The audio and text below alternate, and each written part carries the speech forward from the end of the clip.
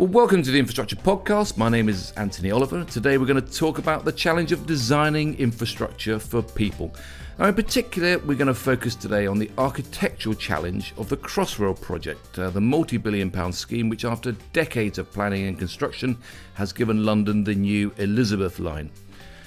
Everyone will be familiar with the criticisms of the project and the fact that it was delivered several years late and considerably over budget when it opened in May last year, and a lot of lessons will of course be learnt. But crucially, anyone that's travelled on the new Elizabeth line will also appreciate, and in many cases eulogise about, the step change that the new service provides in terms of scale, comfort and sheer user delight. Now, behind this success is a clear architectural vision for the public need. It's my pleasure, therefore, to welcome Harbinder Birdi to the Infrastructure Podcast today, who, as a partner at the architectural practice Hawkins Brown, was the architect that over many years and for many masters drove and clung to that vision for Crossrail. Harbinder, welcome to the Infrastructure Podcast. Thank you very much, Anthony. Well, Harbinder, let's start by finding out a bit more about the Crossrail story and your role in it, the birth of London's Elizabeth line. So why has Crossrail been such a success as a public transport facility? I think it is essentially a great piece of design, and it's been well integrated into the city. And I think Londoners in particular that are used to the underground network have seen this as a real change in terms of mobility in London. And so, the numbers of people that are using Crossrail has really surprised everybody in TfL and MTR. It wasn't expected. I think typically when we designed Crossrail, it was for 400,000 people a day. It was going to take 10% of the people that jump on the tube. At its peak, I think it took 600,000. Now, why is that? And it must be because it's a great metro system to use, and Londoners have actually sort of embraced that. Well, I build this conversation about getting good design into infrastructure. But when you were at Hawkins Brown, you were the architect behind the vast Tottenham Court Road station and the Liverpool Street station. I mean, how does an architect champion that infrastructure design cause? I think the role of the architect in infrastructure is very much to have an oversight. I think our training is, how do you design the built environment with people in mind? And I think what architects are very good at doing within the infrastructure sector are bringing together all the various specialist disciplines and all the various stakeholders to have a vision of how people are going to use essentially what is effectively a machine. And pieces of infrastructure are bits of machines within the wider city. And I think what we do, we're able to maybe bring together components of that building or the piece of infrastructure to tell a story about the city. And I think that's where Crossrail in particular has been a real success. I mean, clearly you've used the system and you've lived and breathed the project for decades. I mean, has that response surprised even you? It has. I mean, I live on the Elizabeth line. I live in West Ealing. And I remember pre-Crossrail, there was a Heathrow Connect, which I think was a 4-car train, and 8 o'clock train in the morning. It was like sardines. You'd get on and you'd rush to get on, and it was crammed because of like the Heathrow commuters as well as the people living in the borough. Now we have an 8-hour train. Crossrail comes along. It's still really, really busy. So it's really interesting how I worked it out that when I'll get back 3 weeks a year simply in commute because of the connectivity between Ealing and the central of London. And what typically is happening now more and more, especially in the east and the west on the lines, is that people are moving to hubs around Crossrail stations so that they can get to anywhere in London that they want. And that's the way that Crossrail has transformed the way people travel. It's enabled them to have a much more secure, a much more reliable and a much more capable transport scheme. Yes, I think there has been, it's a new system, and I think it's fair to say that there have been a few little glitches. But actually, on balance, I think the reason why people are using is that they would rather walk and cycle further to a Crossrail station and jump on it because they'll get into the centre really quickly. And then rather interchanging, what they'll rather do is walk through London to their destination. So there's less variables. And I think the planners didn't quite anticipate that. And I'm a real advocate of walking. Everybody's been talking about the 50-minute, city. And actually, you can sort of see now around the main central stations that people are actually using those as like radial walking hubs, which I think which no one really anticipated. Right. Well, quite often the stations are so big that it's quite often quicker to get out the station and walk to certain areas anyway. But Exactly. I mean, focus on outcomes is, of course, getting those outcomes right is really where you should be starting with any design. But as an architect, I mean, what exactly did you do on the project? What did you bring to it, to the team, to make sure that they did focus on those outcomes? Well, I think we had a very clear brief from Julie Robinson, who I think really needs to be sort of applauded for his role as the chief architect on the Crossrail. And he gave us a very explicit brief, which was actually the station environment, which was designed by Grimshaw. All the platform environments will be identical. So when you arrive at a station, you see the white cladding of the stations, and you know that you're on the Elizabeth line. However, the station entrances, they were going to reflect the character of the area of London. And London is always sort of, is renowned as being like a patchwork of villages with so much character because it's a Roman city, it's really historic. And what we had to do as architects was integrate those station designs into parts of London. And this is Soho, St Giles, the City of London, Whitechapel, etc. And I think that's where we had different architects overseeing the design of the integration of these complex stations into historic parts of London. And actually, we had to sort of mobilize teams. We had to engage with lots of stakeholders. And typically, on each station, there would be at the design stage there would be like 70 or 80 engineers that we'd have to interface with. So actually, you were sort of part designer, part diplomat, part negotiator, part therapist, But in a way, what you had to do was, I couldn't make the kickoff meeting for Tottenham Court Road Station because my wife was in labour, my son was being born, and now he's 13 and a half. So that's how long it takes. And so essentially you had to sort of be there for over a decade to see this through. But the lifespan of the station is 120 years. Yeah, well, which I suppose goes to the challenges when you're trying to persuade the client to invest in design for the station. Quite often that's as you say, it's 10.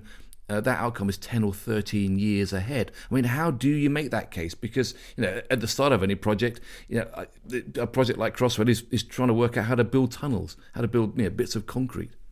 Well, I think this is when we were around the table. What was really interesting was that you had a big engineering directive where it was all about the tunneling and the civils and about making sure that you can actually build these huge tunnels and excavate huge swathes of London safely and to keep London going. I mean, that was a key thing. There's 4 million people on the tube coming into the network every single day pre-COVID. And the engineers were very much making sure that London is going to be open for business and it's not going to stop. But the architecture was actually looking at a legacy which was further than that, which was how will these stations, how will this project shape London going forward?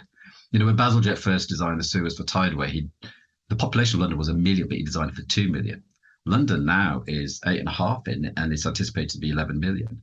And how will this new metro line shape the economy of London, shape the way people move through London? Right. I mean, I do remember you also telling me about some of the challenges as you were getting into it. I mean, and the compromises you had to live with. I remember you once telling me about the challenge of making it all grey and covered in fire-resistant panels. I mean, why is colour, texture, that kind of thing? Why is it so important in terms of infrastructure design and public delight? I think as a Londoner, people that use the London Underground network, we invented the very first underground system over 150 years ago, and there's always been an emphasis on the design of the stations. I mean, in the Victorian era, the reason why they had different tiles on the platforms is because lots of the people that were in the trades were illiterate. They couldn't read. So actually they knew where to meet their pal simply because of the sort of tile patterns on the platforms. And actually, if you look at these stations now, they're not like London Underground. They're like platforms are 250 metres long. Yeah, they're easy to get lost in. Yeah. And so, especially at Tottenham Court Road, what we did was that we actually used colour and art to define areas of the station to help you navigate this labyrinth that exists with the underground. And I think that's really sort of key, especially to visitors coming to London. and London does have a lot of them. How do they? I think, if you're at one of the Crossrail station and you take the wrong turn, it's a 10-minute detour. Yes. All right. So there's a lot of people walking on Oxford Street go, well, how do I get to, St. Giles? And so I think colour and art is a great aid. You could, at Tottenham Court Road, you could tell your friend how to get out of the station simply by following colour and looking at artwork. Right, yeah. Which is a phenomenal tool. Yeah.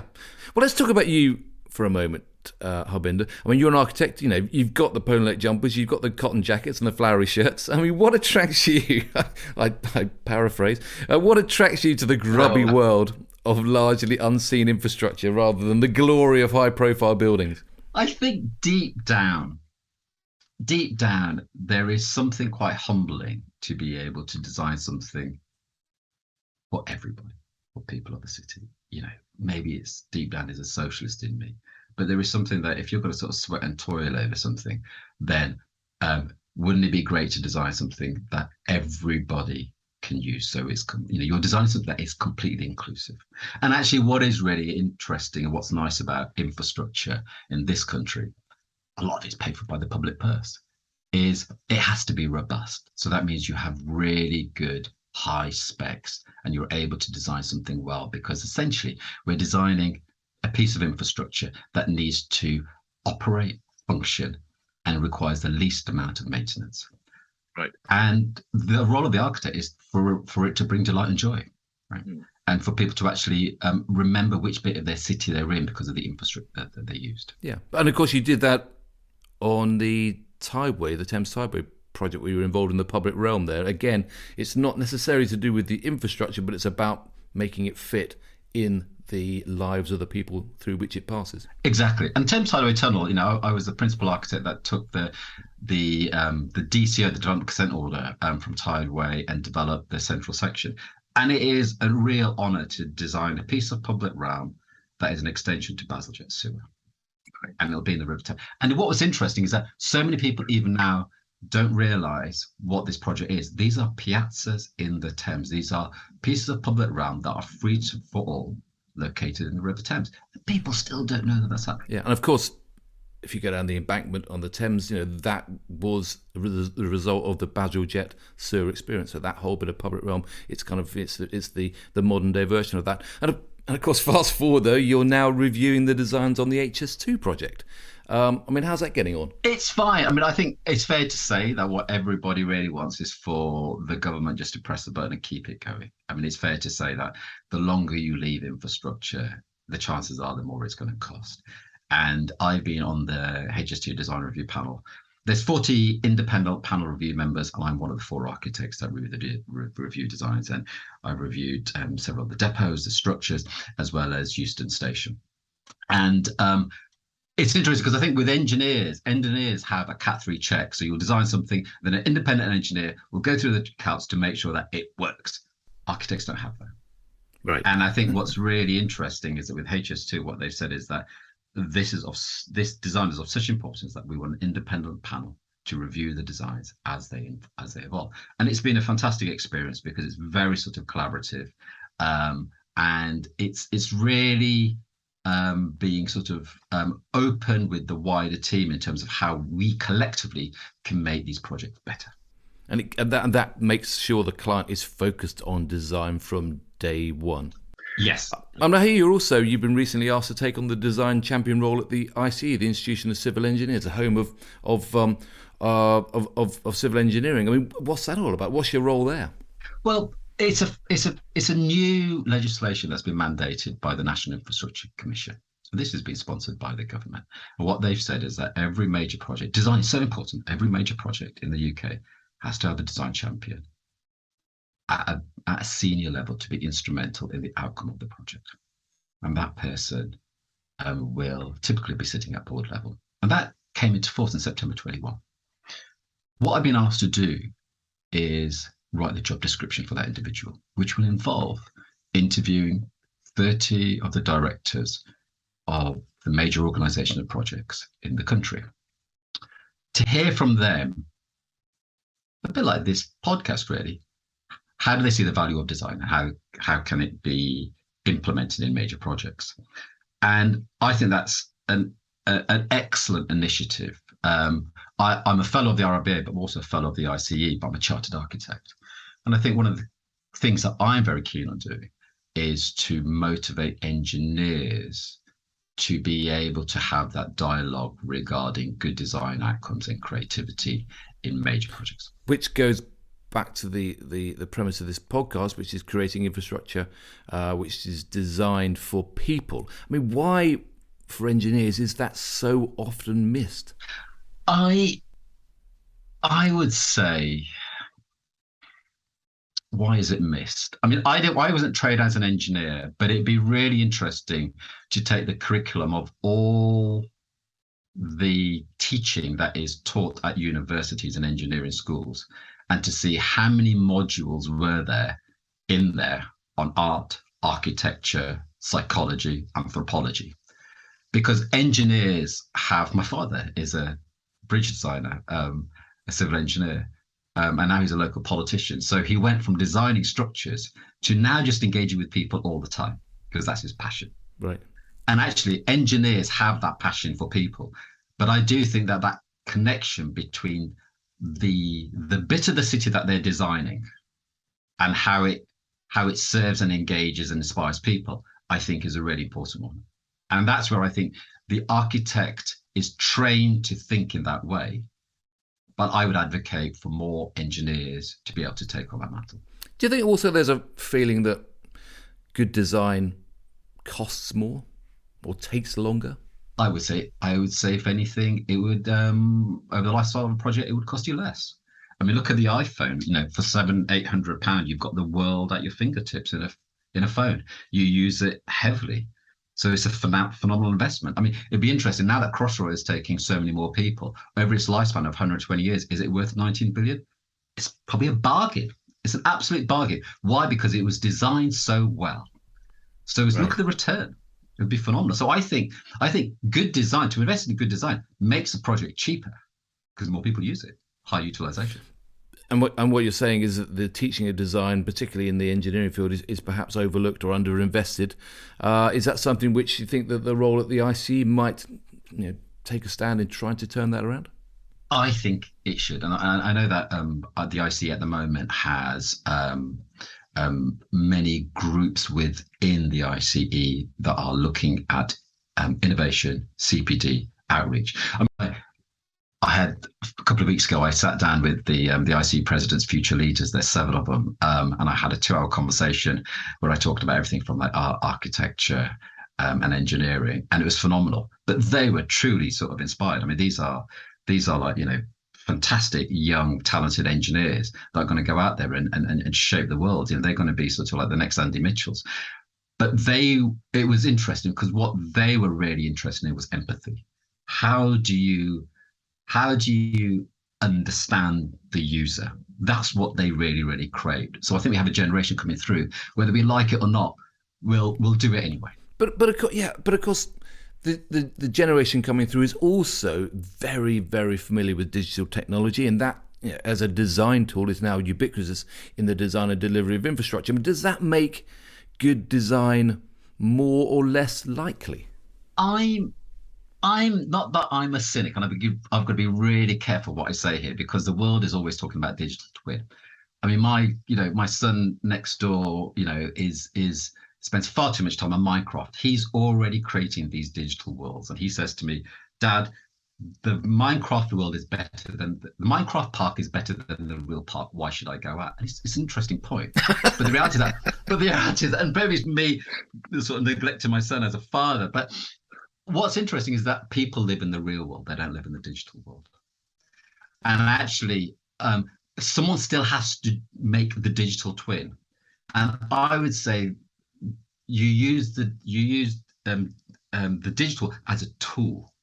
But what you've really got to do is spend a lot of time thinking about what does society, what do people, what do communities, what do travelers really actually need? I don't think that's defined by the digital thing. I think that's a tool to help you deliver it. And that's why good design matters. That the implications of it are that it enables people to live better, fuller lives. Yes, and there's this thing, everybody's talking about social value. I think at the moment, people are still trying to figure out what are the benefits of social art? Or how do you calculate? How do you evaluate it? You know, so questions like, why do we listen to music? Why do we look at art? Why do we even make art? You know, that in itself is, and how do you quantify that? Should you quantify it at all? And I think it's fair to say that with engineers, you know, it's a profession that likes to quantify things because it's very numerical.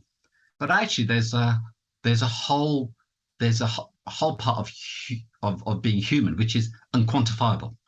And I think it's for engineers to appreciate that in terms of what they're designing.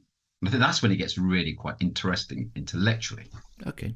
Well, just to finish off with, we've been talking about designing infrastructure for people, and going into this idea of what will the future be all about. I mean, what's your advice to young infrastructure professionals who are keen to embrace good design and keen to persuade their clients and their bosses that investment is a good idea? How do they do that? I think it will come from the bottom up. And if you look at most organizations at the moment, they are very, very keen. It's fair to say that so many people that do civil engineering are moving over to the tech industry. And that's because they're very, very good at maths. And actually, there's lots of money to be made there. However, it's fair to say that the rewards of designing something for your city or somebody else's city and see people use it is phenomenal. It's amazing. It gives you an amazing buzz. And I think the younger generation now, what they really want to do is design things that have purpose, that have meaning, where they are transforming people's lives across the world.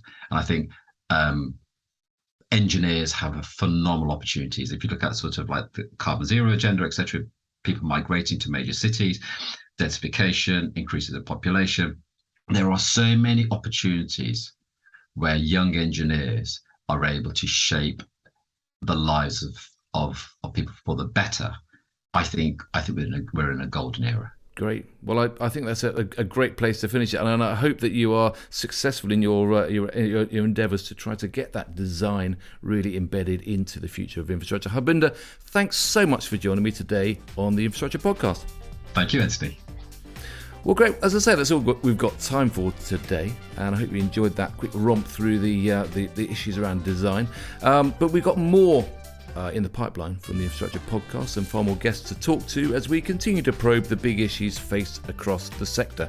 And if you haven't done so already, do check out the new Infrastructure Podcast website. That's www.infrastructure-podcast.com, where you'll find background information and all the latest podcasts to listen to and to share. So thanks for joining us, and thanks again to Harbinder today. I look forward to seeing you again very soon.